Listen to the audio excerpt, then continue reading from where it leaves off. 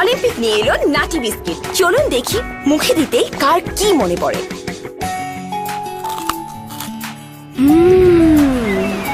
কক্সবাজার, শীত বিকেল, Jahangirnagar. Cinema hall, আমি আর মুক্তাদির। কিরে বৌদি, বাদাম খাবি?